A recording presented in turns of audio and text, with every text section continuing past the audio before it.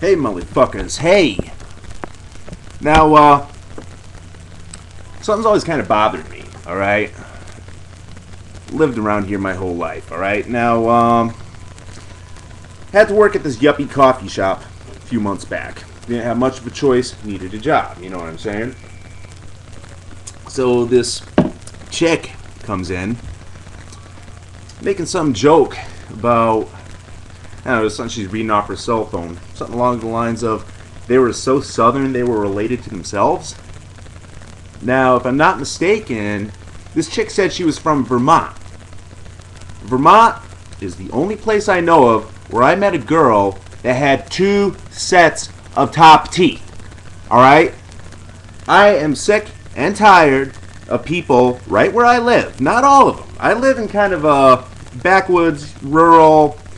Okay, where I live, okay, I tell people I'm from Newport and automatically, oh yeah, you must have been chewing tobacco by the time you were 10 years old. Alright? Fine, alright?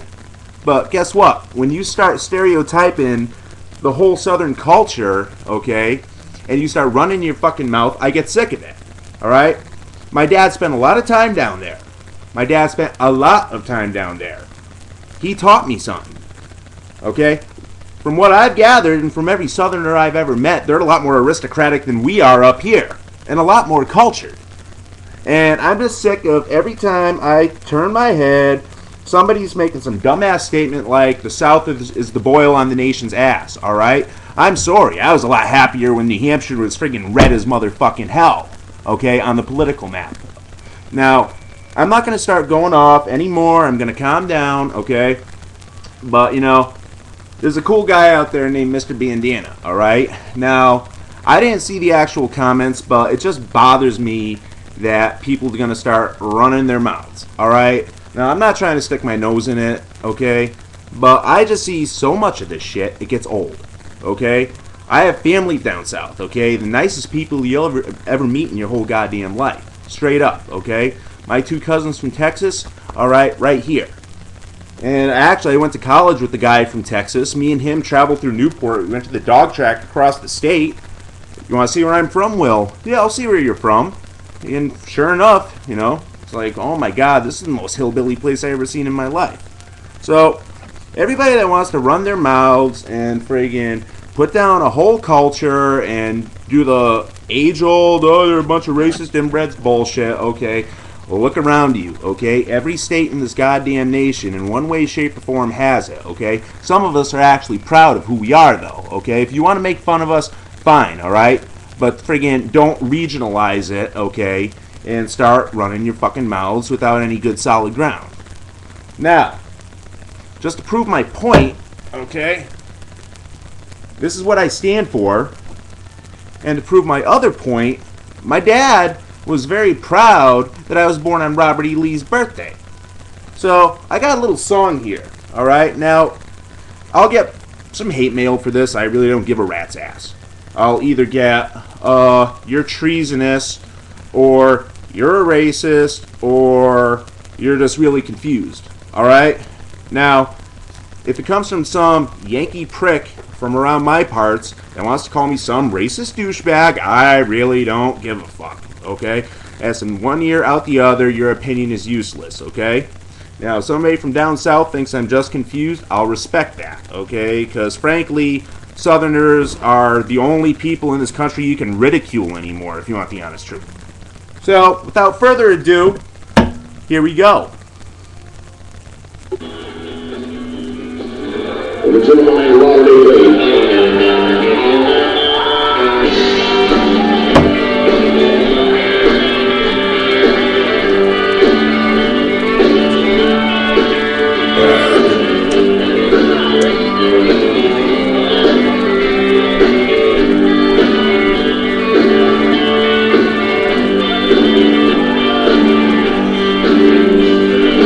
Taking a trip in my old Chevy, riding through the South. I looked up on a hill and I saw a big white house. I caught a glimpse of a bearded man polishing his sword. I saw Robert E. Lee outside sitting on the porch. Well, I pulled up in the yard and saw a cotton field out back. Invited me to sit with him and share a bit of Jack. He had crisscross bars and 13 stars blowing in the wind. He said, save your Confederate money, boy, 'cause the South will rise again. And Robert E. Lee did not like them Northerners one bit. He was a rebel as he knew it, and he didn't give a shit. We've been talking about Dixie and how old times used to be, and I've been sitting up drinking with Robert E. Lee.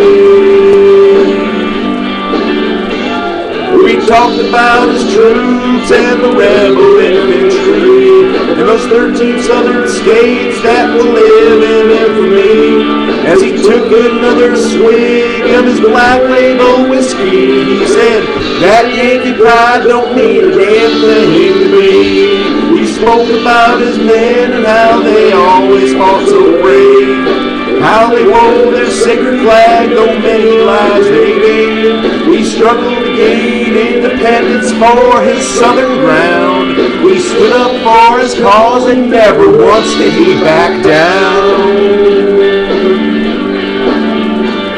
And Robert E. Lee did not like them Northerners one bit. He was a rebel as he knew it, and he didn't give a shit. We've been talking about Dixie and how old times used to be, and I've been sitting up drinking with Robert E. Lee. Come on.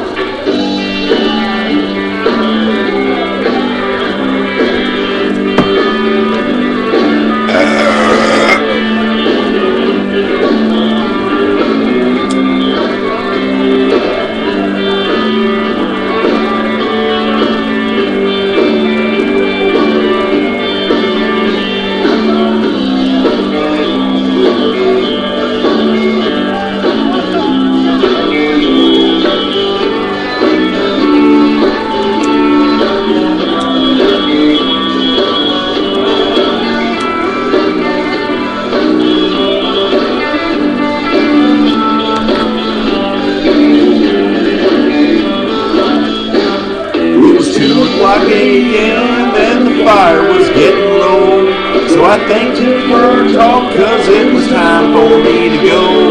And I walked into my car, I turned to thank him once again, but the light was bare, there was nothing there but the rocks and dirt and sand. Was it my imagination playing with my head? I remember hearing clearly every single word he said, every movement, every gesture, every tear that his heart shed. His dream is still alive, even though his body's dead. Robert E. Lee's memory lives on in the Southern soul, along with his boys who fought and died out in the cold. Lee was a man with tons of courage, a hero without a doubt. He was a man with determination, he was a man from the South. And Robert E. Lee did not like them Northerners one bit. He was a rebel as he knew it, and he didn't give a shit. He said, son, I have got many stories to tell. Ulysses S. Grant, kiss my ass and go to hell. We've been talking about Dixie and how old times used to be, and I've been sitting up drinking with Robert E. Lee.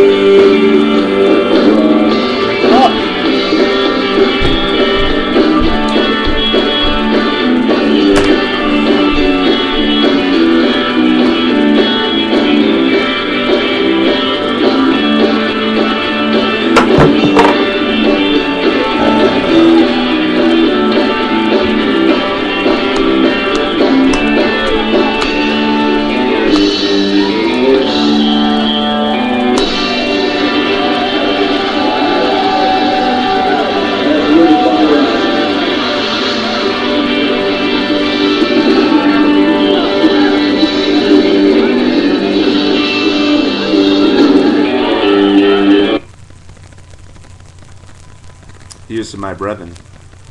Later.